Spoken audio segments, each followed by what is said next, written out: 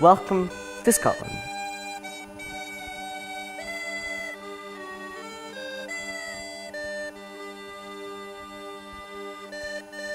Welcome to England. I am from Poland. Cześć. Здравейте, аз съм от България и живея в Берик. Ciao, io sono italiana e vivo in Berwick. Привет, я из России, живу в Бервике. আমি বাংলাদেশে থাকি, বাংলাদেশ থেকে এসেছি and বেরিকে থাকি। Hiya, I'm from Berwick, the Barry town of Berwick. I live here, still live here. Great place to come and see. The folk are a bit raj, but on a day like this, you can't get anywhere better. It's acoustic. It's my home and I love it here. As a border town, Berwick has always been a magnet for those seeking refuge.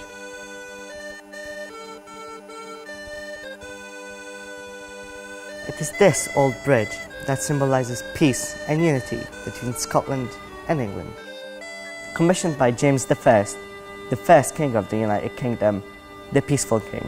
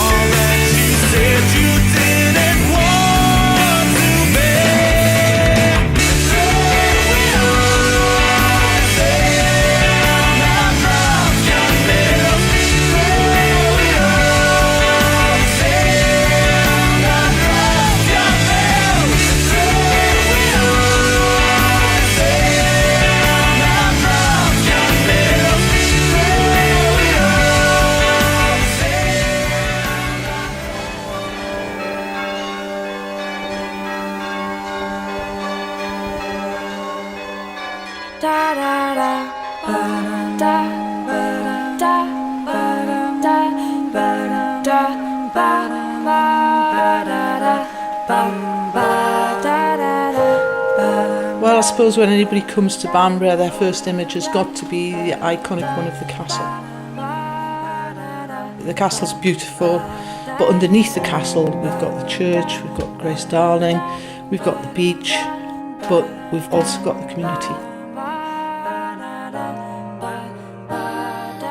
Well, I was born in Bamburgh, spent a lovely childhood here. I've got masses and masses of happy memories of the place. Around the grove we've got the church, which is at the heart of the community, and surrounding that we have all the local traders. My interest, of course, lies in Carter's the Butchers because it's the family business and has been here now for the last 5 generations and now is in the safe hands of my darling brother. All my family live here now, my daughter and her husband and my 3 lovely grandkids, and they all seem to be having as happy a time here as I did.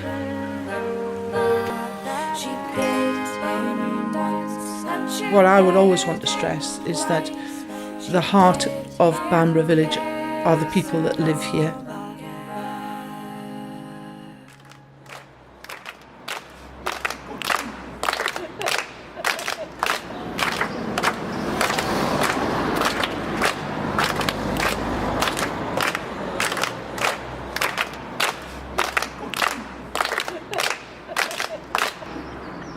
We're from the Alnwick Youth Theatre and we're interviewing the Duchess of Northumberland at Alnwick Gardens. So, what inspired you to make the garden and where did you start? I think I started the garden because my husband and I moved to Alnwick. We had to live in the castle and I had to be busy. I was someone who always had to be working. And my husband said to me, you know, would you like to do something with a garden? And thought I was going to build a garden that might just had a few bulbs and a few roses, and certainly had no idea that I was going to do this.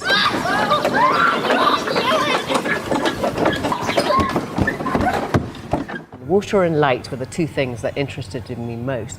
And I went to look at the very best in the world, the best designers, the best gardens, and wondered how that would work in Northumberland.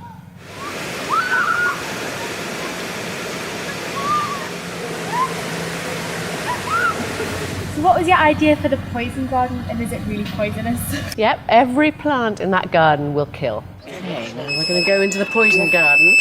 It's a really good creek.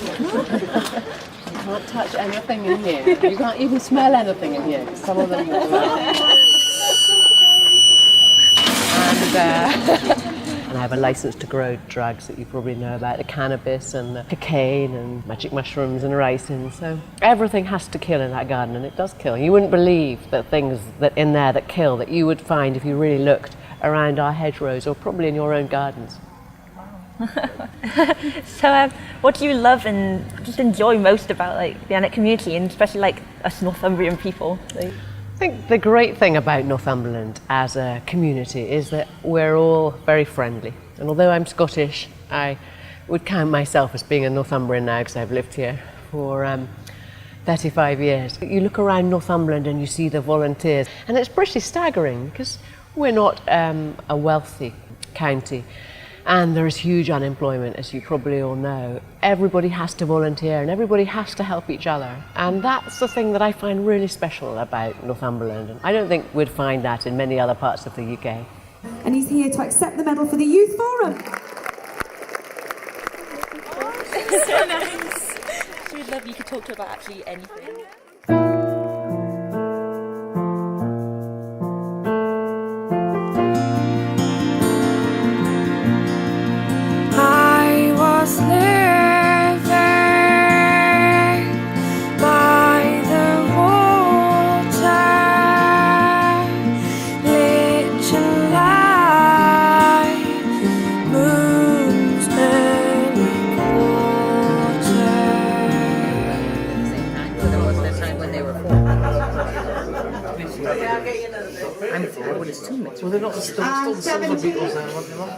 In the spectrum, which colour comes between red and yellow?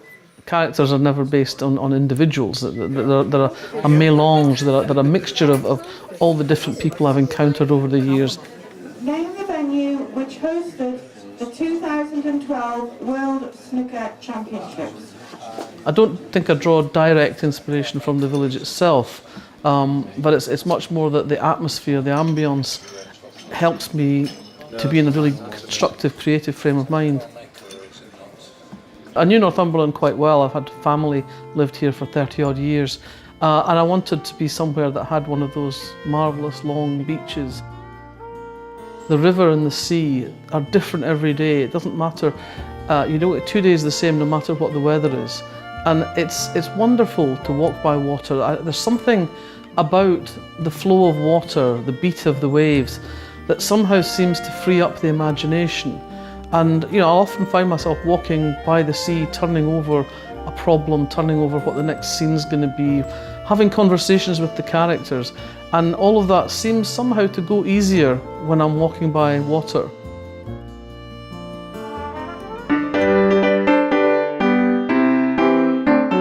Good evening, and welcome to Walkworth. May I introduce to you my fine Northumbrian friend, Sir Hilary Harrison Nairn. Hello. Hello. May I introduce my good friend here? This is Gerald Honk, Esquire. Good day. Or was it evening? Well, can't really tell in this weather, can you really? You know, H.H., I've been reading up on my Northumbrian philosophy. Oh, really? War Socrates. War Socrates? Yes. And he contemplates in one of his theses, what's the plural of thesis? A thesi.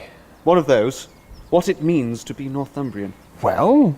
What he said was, why? Why? Why I didn't quite understand it. Why? Oh, that could be it.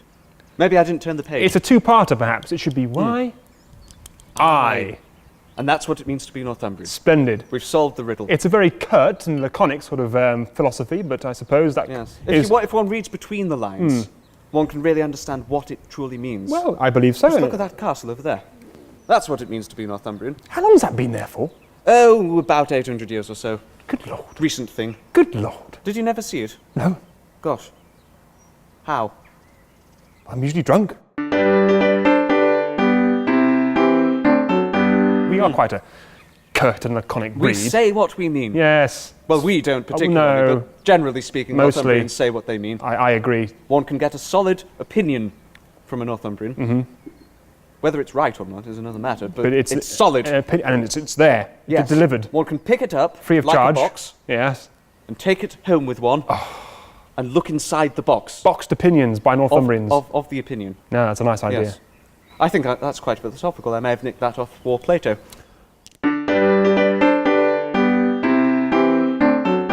Well, Plato, these philosophers have a really interesting sort of, suffix to their name, don't they? Or prefix, I should say. Yes. Not the suffix. War. No, War. That's southeast England, isn't it? The suffix. Yes. Yes, it is. Never been. No, I hate it. Very but boring. Not like Northumberland, which is fine and rocky and bleak and With those red and yellow stripes. Oh, red and yellow stripes. Our national anthem. I love red and yellow stripes. Have you heard it? No. Northumberland, Northumberland, land of castles and hills and trees. That's extraordinary. That's all it is. Northumberland, Northumberland, land of castles and hills and trees. Because he was a bonny lad, she bid him aye come back again. She bid him once and she bid him twice. She bid him kiss and come again. Grandma, what was your daddy like? My daddy was a fisherman. In the winter he would catch crabs and lobsters, and in the summer he would catch salmon. Sometimes in the summer I never saw him from one weekend to the next, because he used to have to get up at very early in the morning and wouldn't be back till after I was in bed. Grandma, what was it like when you were a little girl? Fishermen usually want a son to follow in their footsteps, but until I was 7-year-old I didn't have any brothers, so I got to learn how to make nets, pull ropes, pump out the water. I used to get to go out on the boat. We didn't just get fish from the sea, we also got coal. In the winter, when the wind was out the northeast, coal would wash up on the beach and we would collect it for the house fire. Grandma, was Amble different back then? Yes, Amble was very different back then. It was a very insular place, a very tight-knit community. There weren't a lot of outsiders. There were a lot more boats. Where the fish and chip shop is now was Douglas's fish market. Boats used to land their fish in Amble and you could buy your fish in Amble, but the fish market isn't there anymore. Grandma, do you miss your daddy? Of course I miss my dad, but I'm lucky enough to be able to see him every time I go down the street. He smiles at me from the wall. It's like a restaurant. She bid him once and she bid him twice. She bid him kiss and come again. I can't believe it used to be a working colliery when now it's just a museum. I know what my nan says, that was a really good community back then. Even when the strike was on, when they barely had any money. Although I know that they did have food packages sent over from Remscheid in Germany though. Isn't that not where Ashton's turned up? I think so. I wish we could go back then. Me too. Me too.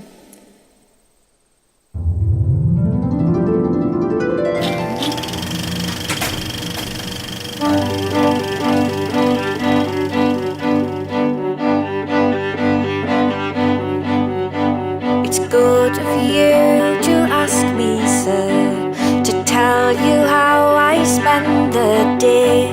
Well, in a coal black tunnel, sir, I hurry coves to earn my pay. The coves are full of coal, kind sir. I push them with my hands and head. It isn't ladylike, but sir, you've got to earn your daily bread. I push them with my hands and head, and so my hair gets worn away. You see this baldy patch I've got, it shames me like I just can't say. A lady's hands are lily white, but mine are full of guts and sex. And since I'm pushing all the time, I've great big muscles on my legs.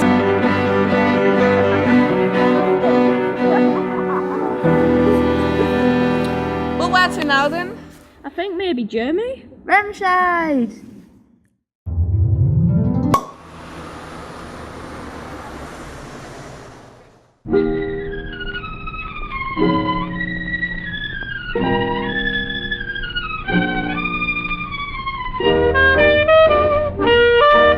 I was 19. And I was 21. We used to see each other as we walked along the promenade every Sunday afternoon. That's where all young couples walked. And that's where we first met. Then he asked if I would go out with him. To the pictures. In those days there was quite a few picture halls in Ashington. Most people went to the Regal because that was the poshest. Our dad had said he couldn't afford another wedding and had to wait until she was 21. June the 7th, 1958, we got married. We were engaged 2 years before that. We went to the store hall for our reception, the Co-op. I mean, obviously, when we were first married, we didn't have any money. We put our money down for our house, so I had £7 left between us. I can remember going into our church to get married. You're all excited and everything, but in the back of your mind, you're still thinking, I hope I'm doing the right thing. But I think once you're married, you've got to make it the right thing. I think it just happens. You don't plan it, it just happens. If it's right, it'll work, and if it's not right, it'll not work. There's no guarantee, but all I tell you is you should be happy on your wedding day. From then on, you've got to work at it to keep it going. Yes, she was good looking. She's still good looking.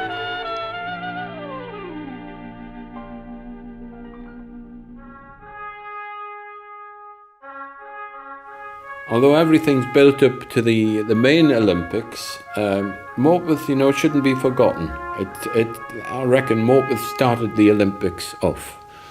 So we must not forget that.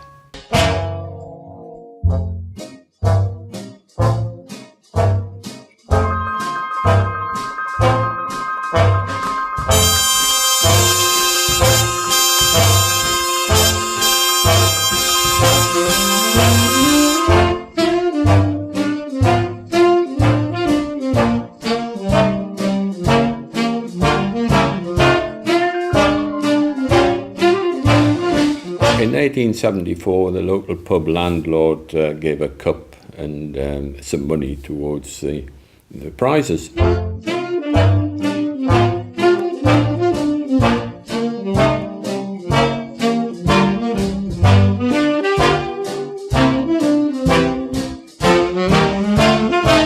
My father was Tom Temple, always known as Tom Temple's Films.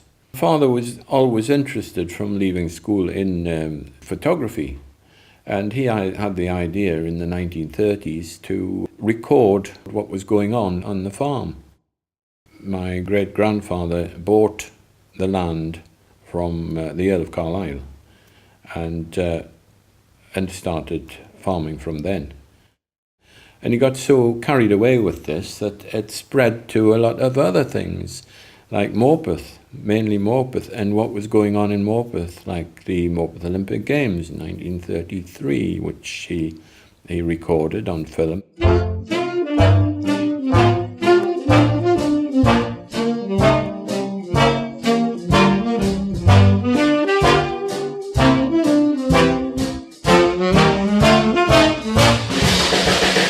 If anyone's interested in maybe seeing themselves or the way things used to be, it's all to view at the Woodhorn Centre at Ashington.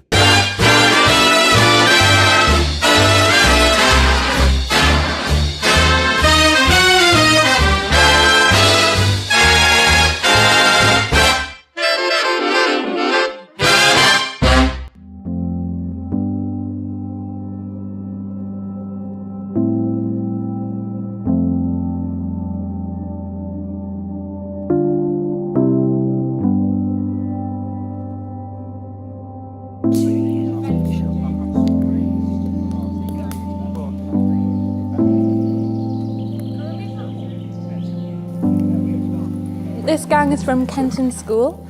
They're work skills students, so it's all about learning skills, and what they're doing now is using leadership skills, teamwork, and this is really a perfect environment to kind of put those skills to the test, have a bit of trust, have some fun and get some learning going on.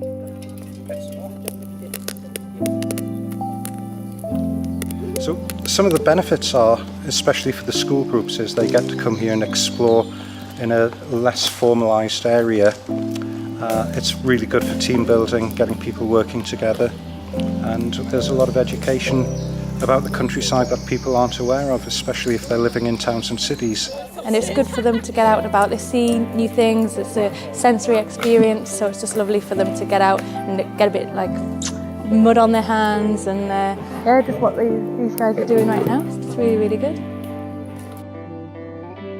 It's quiet, and they get to know wildlife, and like the smell of nature is just good, and it doesn't really stink like sometimes in the city. Like it just doesn't like feel right. There's loads of people like who don't care about you. They just break things and drink. Not out here, like, because it's just quiet people and nice, like people who walk their dogs. Would you come again? Yeah. What's been the best bit? When we were walking around and we got lost.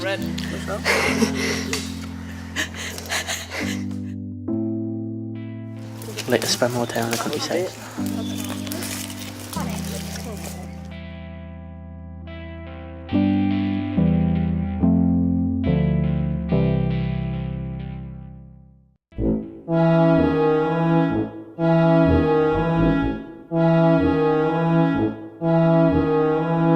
As I say, I've shown them for 30 years now. I enjoy it. I enjoy the Bedlington Terrier. I think they're a breed apart.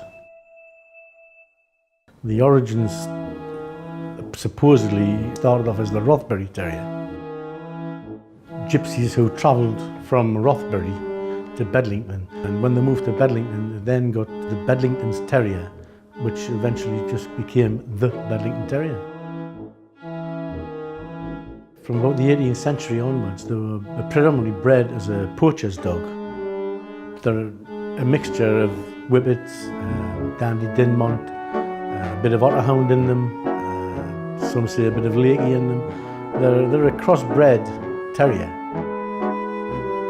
They may look like a lamb, but they're about as hard a dog as you'll ever get, really. They're sturdy, they can run forever. They're Northumbrian. They're a Northumbrian dog, so the Northumbrians are noted to be fiery. Northumbrians are noted not to back off. They don't like starting trouble, but if the trouble starts, then they'll be in there to finish it, I can tell you that. That's just their nature, really. And I could never see my life without one, to be quite honest.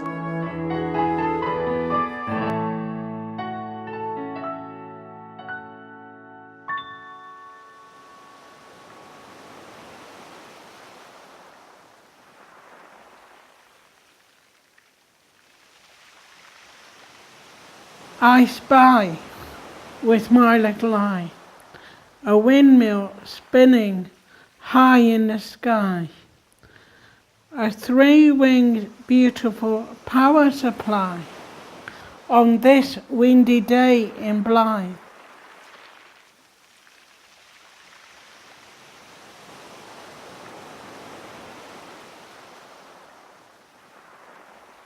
Don't bother combing your hair. You will look like you've had a scare, but at least you feel like you are alive on this windy day in Blythe.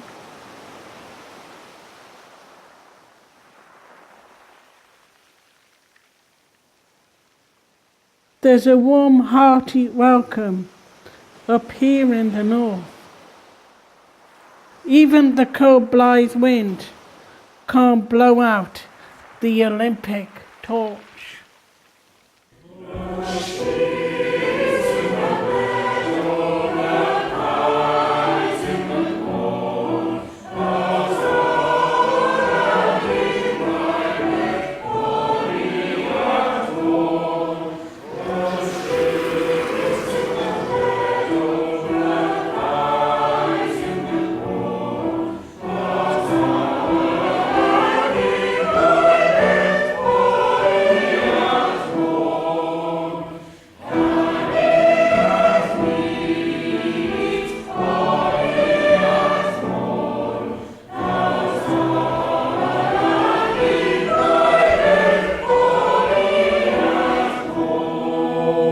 was so good I don't need to hear any of the verses without the sopranos. Sops, let's go.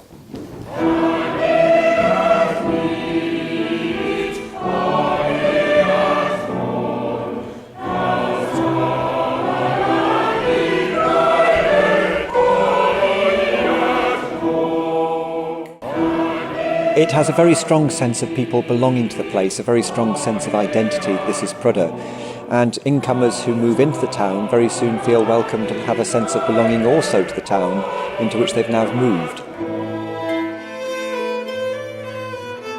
The choirs that I do conduct, which are in the Northumberland area, are just lovely. I mean, they enjoy singing together, and there's a bond and friendship and enthusiasm.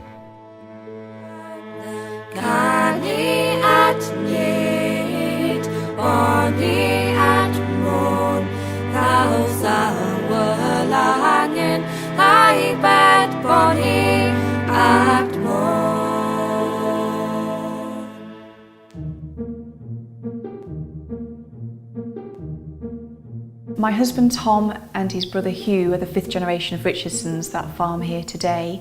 We have 3 children and Hugh and his wife have 2 children, and it's a fabulous place for them all to grow up and live nearby and have lots and lots of fun. And ice cream, sometimes, not all the time.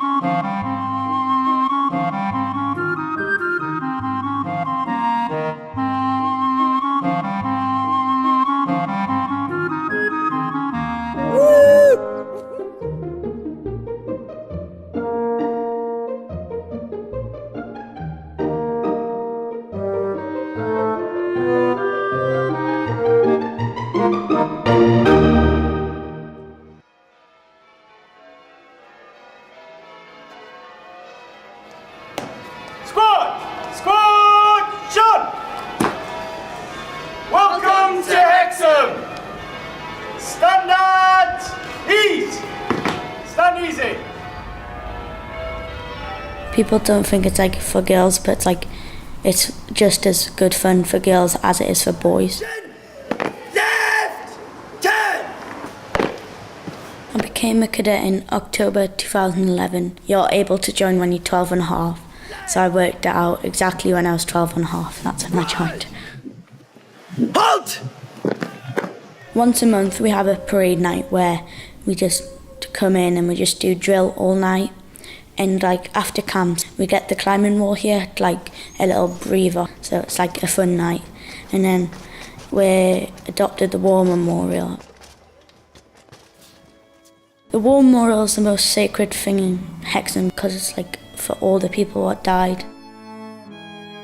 Like when the wars were, everybody in Hexham and the nearby villages formed together, so they were like all really close. So everybody's just like really caring of it.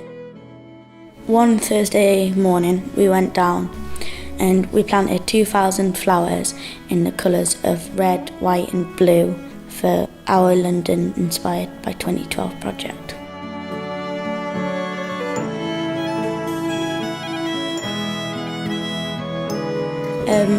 My great-great-grandfather fought in World War I. That's partly the reason why I make sure I don't drop litter in the Seal Park, because I think it's like a bit disgusting if it's just going to be littered. And we've sent them away and they've died fighting for our country. So the least we could do is like take care of it. All the men, oh dear hinny, what'll we do then?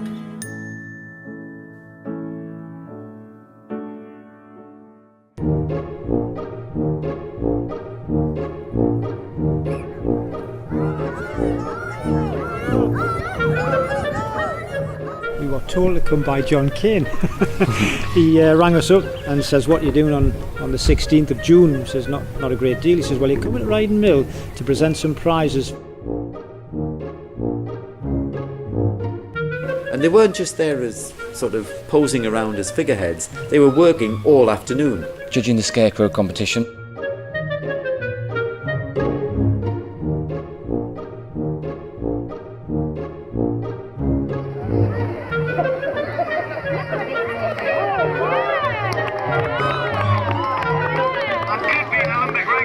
And then they came out and gave every kid their medals at every event today. In one race we had sunshine, the next minute we had wind and then rain.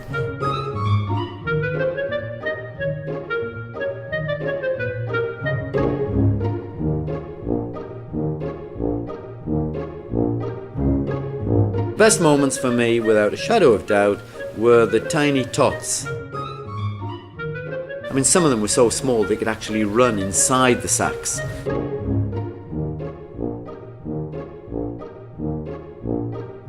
You know, it's great for ourselves to come back and to visit a community like this and share our thoughts and cheer on the new generation. Mike just made the comment to me as the fun run was taking place that that's how we all started, you know. And it is, you know, True, we all started by running around fields. Fields, yeah. And running away from people because we're always getting into trouble when we were kids. My thanks go out to the parents who brought their children in the pouring rain, and everyone had a whale of a time because it would be so easy to sit at home and not bother. A lot of effort went into simply having fun and making things better, a nicer place to live. So that's what I've learned about Riding Mill. I've met more people in the last 6 weeks than I have in the last 26 years.